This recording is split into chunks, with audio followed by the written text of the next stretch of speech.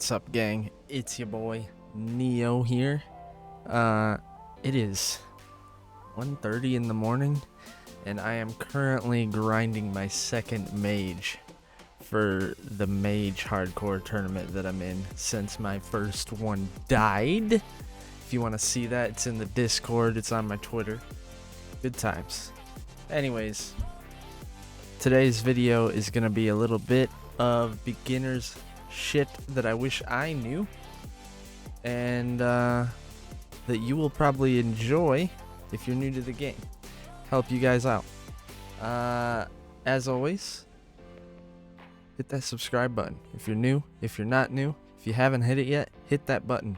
It helps me out tremendously, and it puts you in the running for a big giveaway at 500 subs when we reach there, which I'm going to announce more information on when we get closer. But beyond all that, let's just get right into the video. So I was sitting here up late, and I figured since I'm grinding and I'm in the early stages of the game, why not go over some beginner stuff for you guys that I wish I knew that'll help you guys out probably. It would have helped me out greatly. The game Last Epoch can be kind of confusing at first when you first get into it, but the intricacies of the game, after you get a little bit of knowledge, are pretty simplistic to understand. And before long, you will be theory crafting on your own without the help of any of these guides. Might not even watch any of my build guides that I put out. Maybe you will. I hope you do, but that's besides the point. The first thing I want to go over is the leveling process. This game can be a little more difficult as you go on. One thing you want to keep in mind is your resistances cap out at 75%. Anything over that doesn't do anything unless enemies shred your resistances.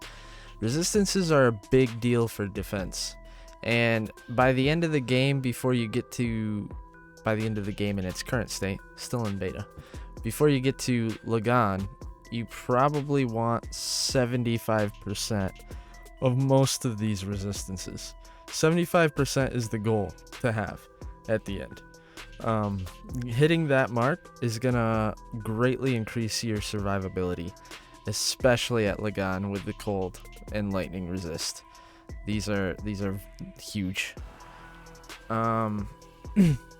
For leveling skills wise, I'm just going to use mage as an example.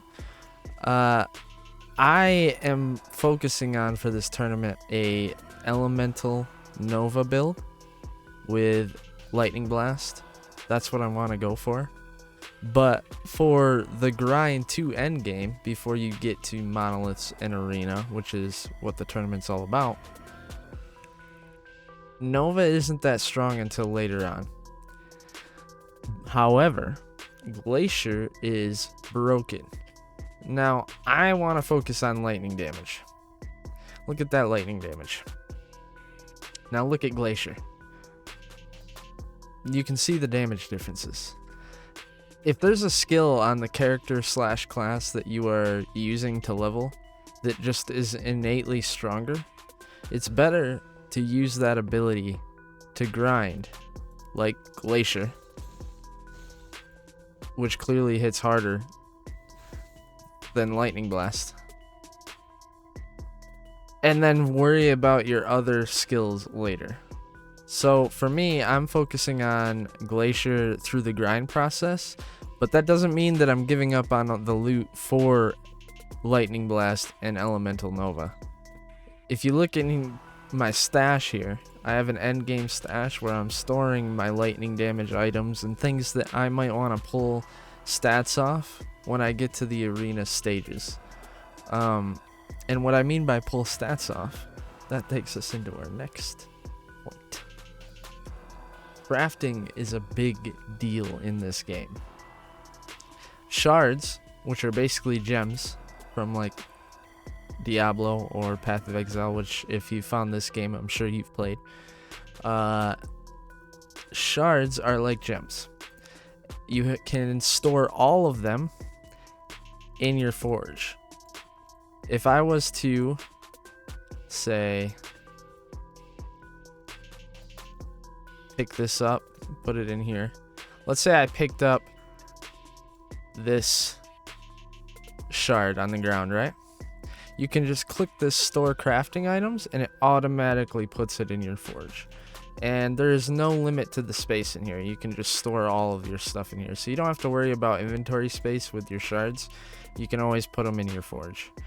When you're crafting, the biggest thing to keep in mind is save your important shards for endgame / arena / Lagan / endgame gear.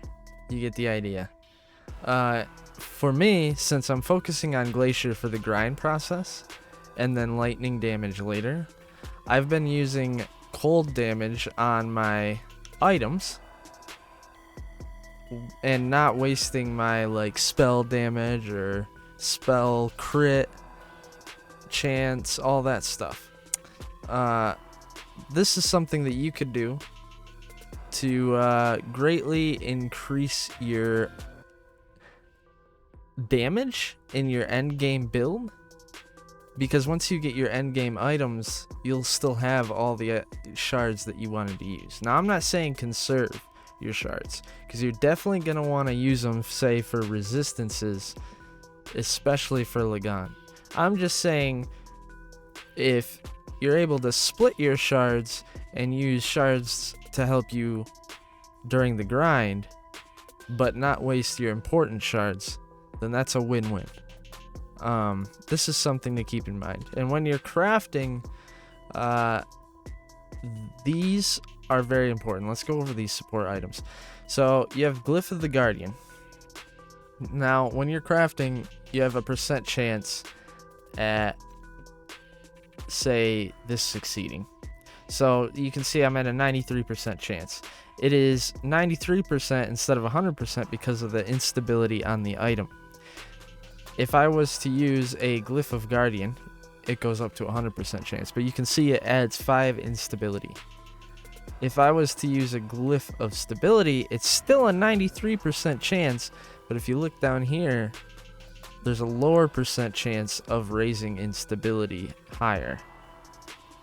So the lower the instability, the higher base % chance for success when you go to upgrade.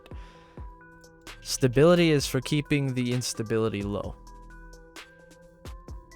Guardian is for increasing your odds of the upgrade succeeding. Now, what happens if you fail? What happens if you fail an upgrade? Well, one of the outcomes can be a minor fracture, which is what this is. What that means is you can't upgrade anymore. You can't upgrade this item ever again. It's done for. If you've upgraded an item a few times, eventually you'll see a damaging fracture. That means you can't wield the item anymore, I'm pretty sure. Haven't damaged yet, but that's the general consensus I've heard from my chat, and they know more than I do. Beyond that, there's a permanent, I believe it's called, fracture, and that probably just deletes the item. What's the significance between damaging and permanent? Well, when you have an item that's fractured, you can still put it in here and use a Rune of Shattering. And what that will do is give you some of these shards that are on the item back. And it doesn't have to be an item that you already put shards into. This is why I'm keeping these items. Like this, for instance, 21% increased lightning damage. That's going to be really good later on. I don't want to use this belt, though. It's only level 19. So why am I keeping it? So I can shatter it later on and pull the lightning shards off. The crafting isn't that complicated once you have a general idea of what you're doing.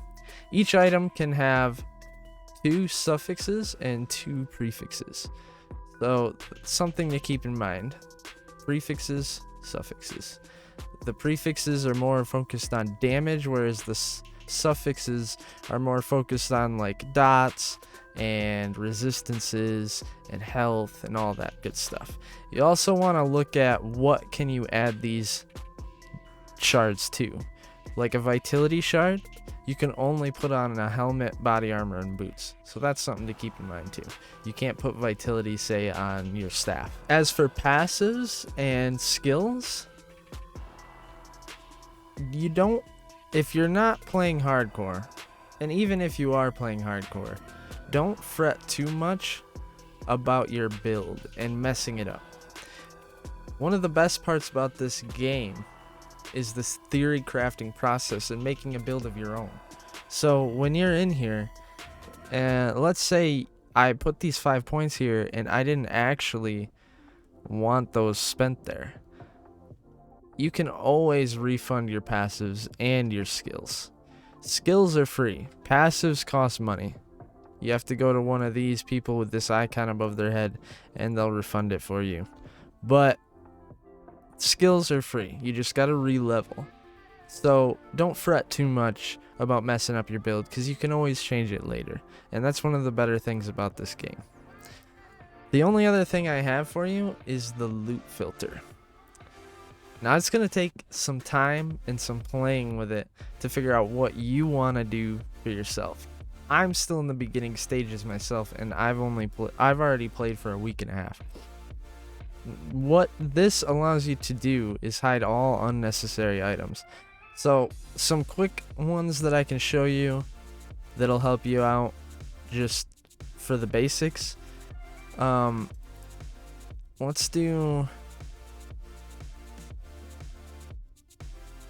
Let's make a new one. Create new filter. This is the screen you'll see when you first open it. And what you'll want to do is create new filter. You can do whatever you want here. We're just gonna leave it normal. And then you click add rule. Hide. This is what you don't want to see if you select hide for visibility. Then you'll do add condition, class requirement. Now for me, I'm playing a mage. If you're playing something else, obviously you want to show those items and not the mage items. But let's say you're playing a mage, so you can hide all the other classes, so it only shows mage items. Once you've selected those, you just click add, and boom, it's good to go. Now if you're ever playing and want to negate this filter but you don't want to delete it, just uncheck it. You're good to go. Another simple one you can do is hide, add condition, level, and then below level, and you can set a specific level. I don't recommend necessarily doing this unless you're more knowledgeable about the game, because certain items that may be really good could be below a certain level threshold that you set. You might get like a drop with, say, tier 4 lightning damage, and you're a mage trying to do elemental nova, and maybe you want those shards.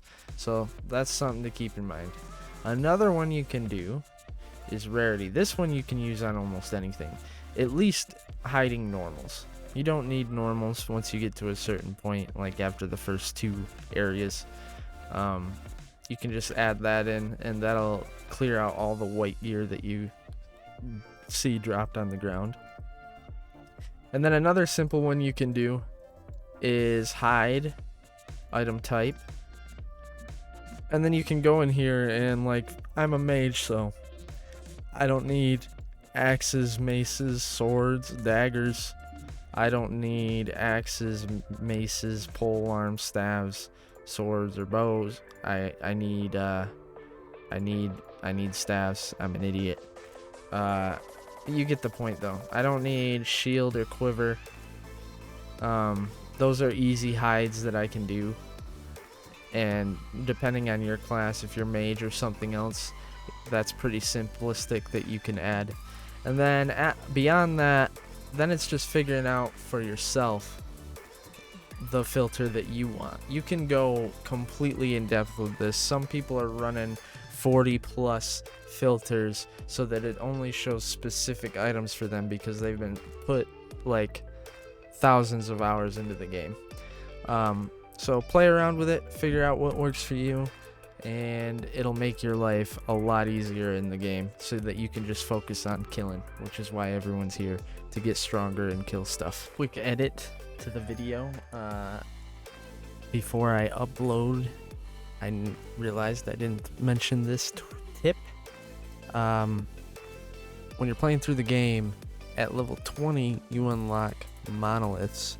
So what that means is at level 20, you can do one of the end game content without getting into it, because it's just beginner's guide. You can go in and you can do these monoliths, which are start at level 55. This is important information because the last boss, this helps hardcore, particularly if you're playing hardcore. The last boss is really, really strong. Even with maxed out cold resist and lightning resist, he can one-shot you if you're not playing smart, or if you misclick, or you're not used to him, whatever. So instead of getting one shot when you're still only like level 45 when you go to him, or whatever level you are when you get to him, you can avoid that whole scenario after you unlock all your idle slots and go straight to monoliths and start grinding gear and levels there, and come back to them later. Just that'll help if you're playing hardcore especially. Anyways, that's all I got for you. I just figured since I was sitting here gaming late at night, I could throw this together real quick and help some of you beginners out. If you have any questions, or you want to see something specific on Last Epoch, let me know in the comments. If you hate the video, let me know in the comments. Make sure you hit the subscribe button, especially if you hate the video. That way you can see if I improve my videos for you. Like I said, big giveaway at 500 subs. You guys have all been amazing. I appreciate the support. If there's a video too that you specifically want, let me know in the comments. As always, I'm gonna leave my Twitch, my Discord, Twitter, all that. You can stay connected. You can talk to me when I'm off stream in Discord. All that good stuff. All that will be in the description below, the little box below. Anyways, I'll catch you all next video. Later, YouTube.